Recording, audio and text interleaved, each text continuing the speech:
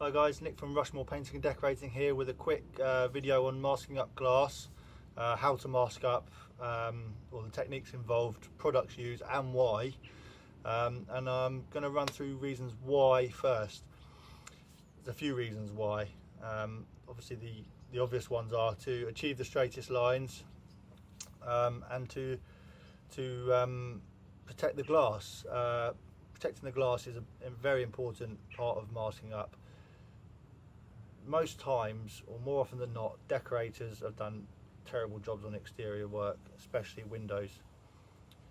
The lines are all over the place. They've scratched the glass. It's can't remember the last time I saw a good window. So that's one of the reasons why. And it actually speeds up the process. A lot of people criticise decorators that use tape to mask up many things, one of them being glass for windows, and the reason why they criticise is because they feel that it's not professional, or that it's actually more time consuming, and I think that's a bit of a myth really. You know, if there's ever a product out there that will help achieve a better finish in a faster time, unless you're stupid or insane, you're going to use it. And I don't mean that in an offensive way, but I mean in an obvious way. Like, here's a good example: a mechanic uses a ratchet instead of a spanner. Obviously there's occasions where the spanner will be more useful, but a ratchet helps do it quicker, and without causing too much damage to the nut or the bolt they're using it on. Or even like a carpenter, a mitre saw versus a mitre block and hand saw, you know, you want to get a perfect mitre or a better mitre joint, more often than not you're going to use a mitre saw. So, you know, or a screwdriver, a screwdriver drill driver rather than a screwdriver by hand. It's the same principle with masking up windows. People will say like, oh, by the time you've masked up, I'll have it painted. Well, the masking is done before anything is done to the window, and that's including the prep. So masking is factored into the prep. You don't just jump straight onto a window and start painting unless you're bodge it and leg it from down the road. You want to mask up before anything, before prep, before painting. So unless they can rub down a window in half an hour, and looking at this, it's absolutely terrible, that's not going to happen. So the idea that you're going to be quicker just by doing it by hand is wrong. Well, not wrong. Some situations you might want to just do it by hand because it's only one pane of glass. With a window this big, masking it in the long run is a quicker job. So, and also modern day paints, water-based paints. Most paints I use now are water-based paints. Trying to cut in on a warm day with water-based paints around 18 panes of glass is quite time consuming, and you're going to struggle to keep the wet edge and achieve a nice straight line. So when you mask it up, you can just get it on in a matter of seconds. And going back to the prep side of things, so it takes maybe a minute per pane of glass.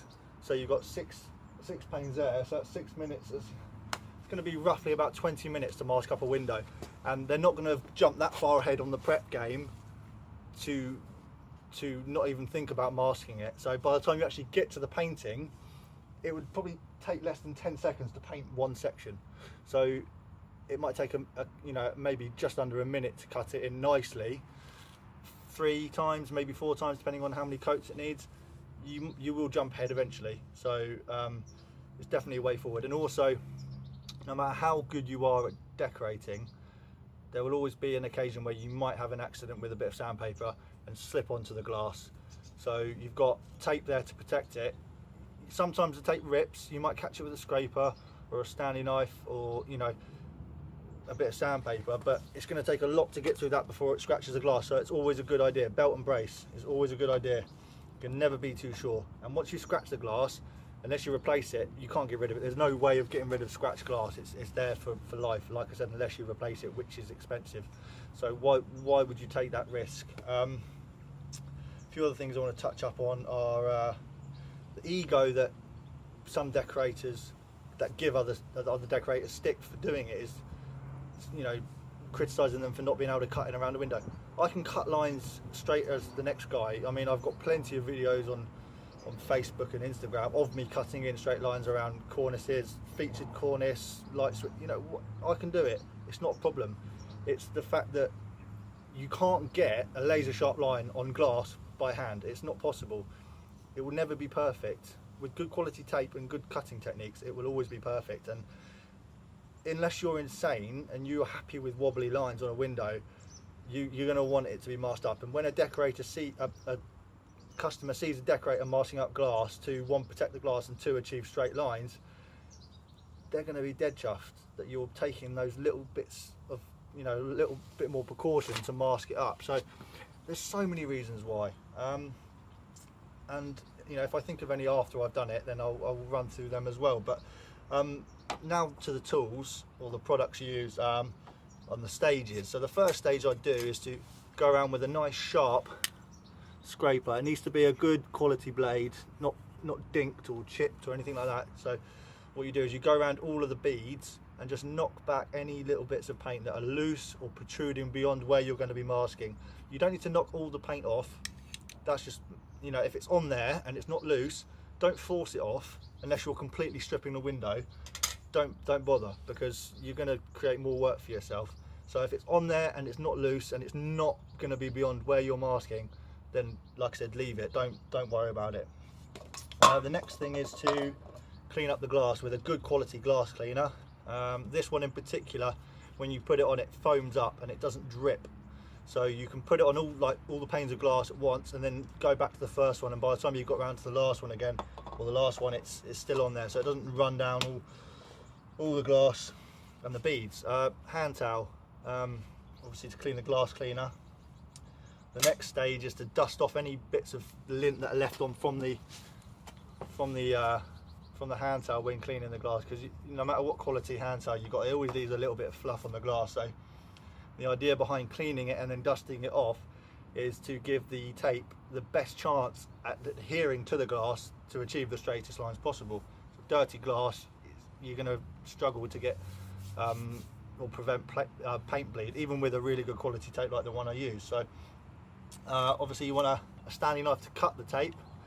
You want it to be nice and sharp, and then the tape itself. So here I use Taser or Tessa tape. I'm not sure how you pronounce it, but that's what it is. A few things about the tape itself. It's got a very long UV resistance barrier on the adhesive, so you could leave it on the window.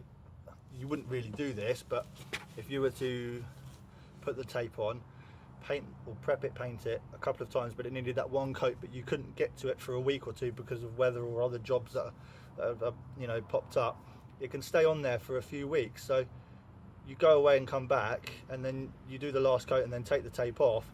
The adhesive doesn't come off of the actual tape, it stays on the tape, so you don't get left with a bit of residue here and there everywhere, which is a pain to get off and risks, you know, damaging the lines that you've achieved with like methylated spirits or something. So it's good from that point of view.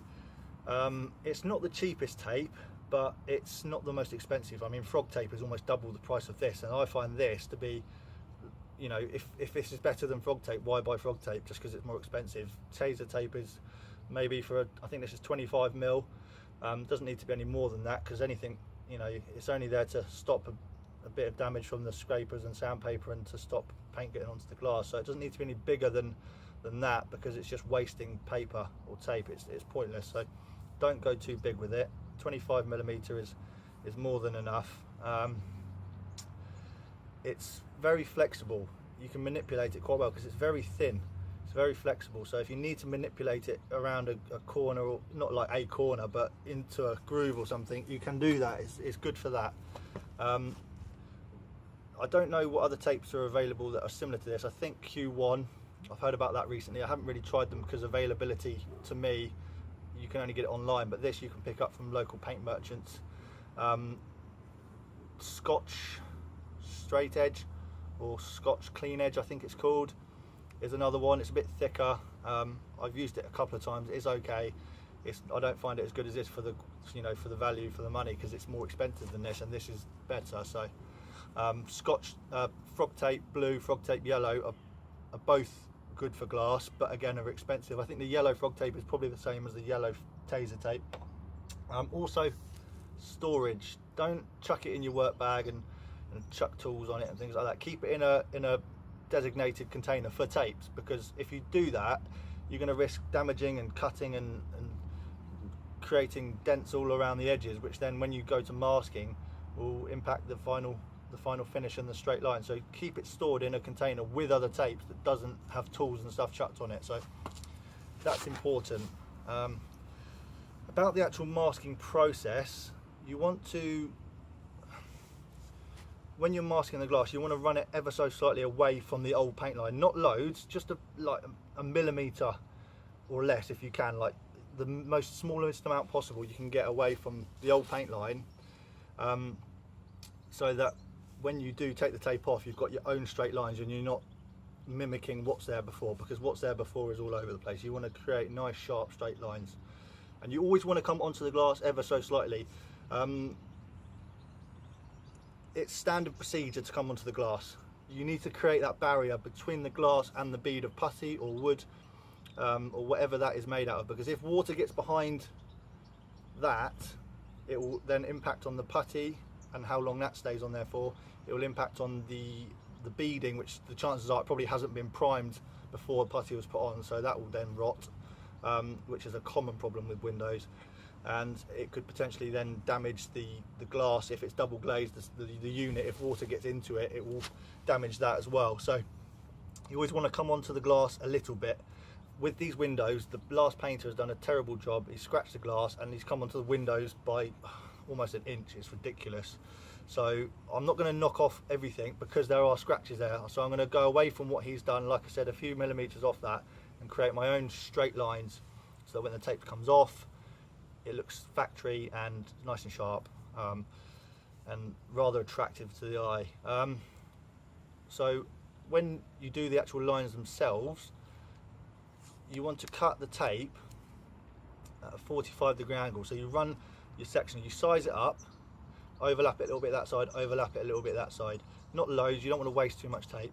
And cut with your Stanley knife. You don't want to push too much pressure into the tape that it scores the glass. You want to just run the knife gently enough to cut the tape without scoring the glass. So the key is to have a nice sharp blade. The sharper it is, the less effort you have to push into the tape. And then once you've done that, you peel away the excess, and then you're left with a 45-degree angle. It doesn't have to be exactly 45, as long as it isn't flat, as long as it comes down at a slight angle, so that you're left with a point there. And then when you run your next section, it can overlap a bit, and then you cut another 45, or roughly 45, and then you're left with a factory cut edge. So you've got the edge of the tape there, perfectly along there and along there. So you've got a nice sharp 90-degree corner, with no overlaps of any sort that will then create bad lines.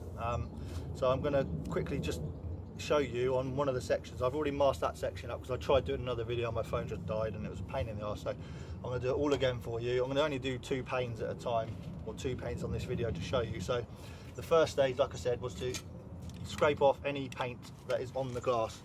Not all of it, like I said, because this is the paint. When you see in a minute, I'll do a close-up. The paint from the last decorate has come onto the glass a lot, and there's scratches under that, and it's just going to be horrible looking if I went right back to the putty. So I'm going to only knock off what's necessary. I'm not going to make more work than I need to. I'm just going to tidy up the edges a little bit. Doesn't take long, just a quick flick around with the blade. Don't push into it too much and scratch the glass.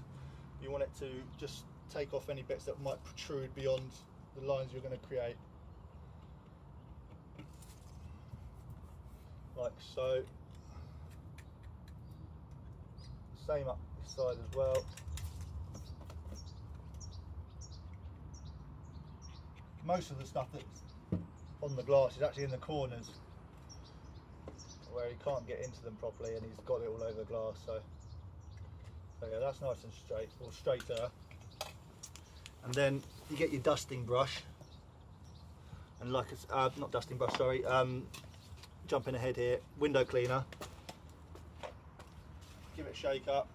Just spray a bit there and there. And because it's a foam style cleaner, it's not like a liquid. Well, it is liquid, but it's not like a, it's just like a foaming reaction it does. It stays up there for a while. It doesn't drip all over the beads like I said. So yeah, give it a good clean. You want to give the glass a good clean because then it gives the tape every chance of adhering to the glass. The cleaner the glass, the better the lines. And I've got a perfect example of scratches here as well. There's scratches all over it from the previous decorator. It's a no-brainer. Why would you want to risk it? I mean, it's so high up, even the tape won't cover that. When I do the lines, it just looks horrible. Just shoddy, really. So yeah, that's clean. Dusting brush, give it a quick flick over, get all the lint off from the hand towel.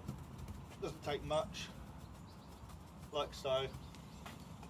And also on these windows, not on every window, just these ones that I'm doing on this cottage, the interior bead actually sits higher than the exterior bead. So even when you're standing outside, no matter how straight they are, you will always see the interior bead. So if you can just come up to like just as close to that as possible, at least when you're looking into the house, you won't see the wobbly lines from the inside. And when it's done and they see how good you are, because you've got nice straight lines and obviously your prep game's on point, they'll call you back to the inside, and when you do the inside, you can then mask up it from that side and then match your lines, so you've got nice perfect lines from both sides. So that's the idea. And so now we're going to quickly mask up, like I said, 2 45-degree angle cuts. I mean, sometimes you might be lucky, and when you cut the tape, or rip it rather, you might, so I'm just going to show you an example. If you rip it, you can start with a perfect 45. You don't have to cut it and overlap and waste. Like there, I know you can't see it very well, that's a 45-degree rip rather than a cut. So I'm going to start with that and butt that up into the corner. You want to come away a few mil from the corner with the tip as well as coming away from the old line a little bit, like I said before.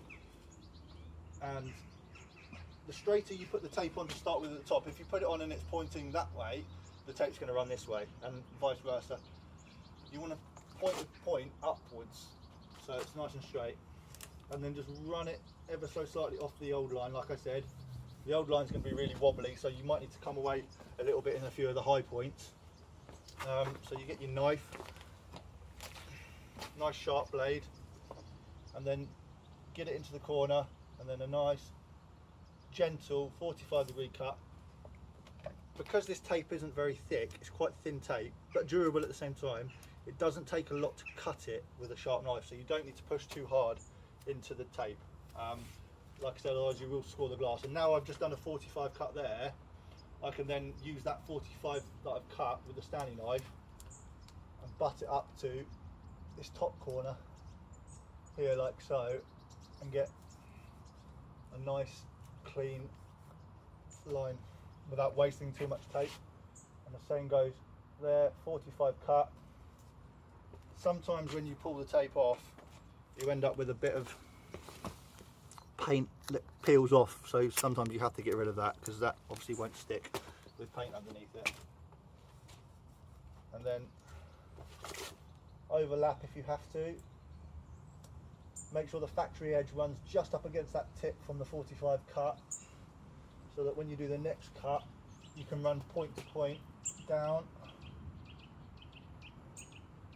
like so. Again, don't push too hard, even though you've already got a layer of tape behind you for that one. You can still go through the glass, through the tape into the glass if you're not careful. Run a 45 cut from this bit here, like so, and then another bit of paint that's come off there. If there are any bits of flaky paint on the glass once you've taped it, you can scrape it off without worrying about damaging the glass then, because the tape's there to protect it. So just so many reasons why it's better to tape up glass for protection purposes. When you're putting the tape down and you're doing other things and stuff, try not to put it down flat. Try and keep it upright or hanging on something, because if you put it down like that, edges will either get damaged or dirty, and then that will impair. It will pick up a few hairs or something, and even a small hair, you'd be surprised at how much that creates a bump, and then paint will get under that. So always try and store it upright like so. And another tip as well, when painting, before painting, once you've done all your prep and you've patched up any bits that need patching up, run your finger around the bead where the tape, push down the tape around the bead. Just be double sure that everything's pushed down nice and firmly, because there could be a slight bit of lift from where a bit of dust got under it or something, or it's just lifted a little bit. So you want to just make sure that you run your finger around. Don't use a knife, don't use a putty knife, because you might risk tearing it or something like that. Just use your finger, just run it all the way around like so. When it comes to actually taking the tape off, I prefer to leave it on for a few days to achieve full hardness, like of the actual paint itself, because a lot of people say take the tape off as soon as you finish painting, and with water-based paints it dries so quickly that it creates that barrier almost straight away, but it doesn't create a hard durable barrier, it creates a soft latexy barrier. So if you pull it off almost straight away after painting, you're not going to take each section off once you finish the beading, because it will be drying and then it will cause flashing and bad edges and stuff like that. You want to try and get everything done in one go. But yeah, if you take the tape off a day or two after, it gives the acrylic paint time to harden off, and the same goes for oil-based paint. It takes a few days to get a bit of hardness to it. If you take it off straight away, what will happen is where it's still quite latexy and soft, it will almost come off with the tape, so you might pull a few areas off that on the beading and stuff, so it will look a bit naff. But I mean, you might get a little bit of that when it is fully dry, but it's minuscule, and I'm talking about this from experience. You only have to do a little bit of touching up once it's hard, instead of loads of touching up when it's soft. So I would recommend leaving it for a day, go and do another window, go and prep another window or something, and then come back and take the tape off. That's the best way of doing it. So I think I've run through everything pretty much, as best I can. I'm going to give you a quick video. I don't know how well it is or how easy it is to see, but as you can see, there's a nice, where's the camera? There, sorry. Yeah, nice 45-degree angles. It's hard to see because I've got it on face mode rather than normal. All 45 degrees with a nice 90-degree factory edge, just away from the glass ever so slightly. And like I said, once you've masked up, it probably takes about a minute to mask up a whole section, a whole glaze section. If I'm doing a video, obviously it'll take a little bit longer because I've got to explain everything, but if I can just crack on with it and focus on it, a minute per section, maybe a little bit less once I'm on a roll, that's 20 minutes extra to the prep. I always add the taping to the prep in terms of when I quote for a job. Taping is prep, so include that when you do the quote. And like I said, going back to what I said about decorators who criticise other decorators for taping, if you're prepping, well, you don't ever just jump straight onto a window and paint unless it's brand new and there's very little prep.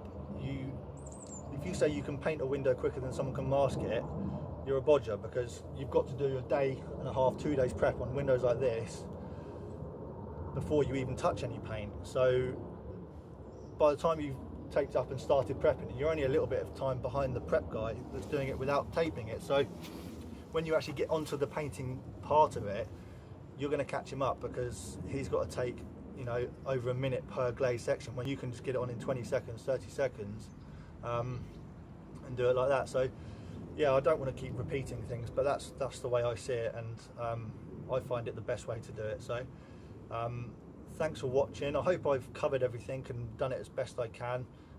If you want to see close-up shots of it properly without it being all dodgy, pop over to my Instagram, which is Rushmoor 100, or my Facebook page, Rushmoor Painting Decorating, or my website, www.rushmoorpainting.co.uk. Give me a thumbs up on YouTube, subscribe, like my videos, and I'll be posting up a few more as and when I can. So yeah, thank you very much. Have a good day.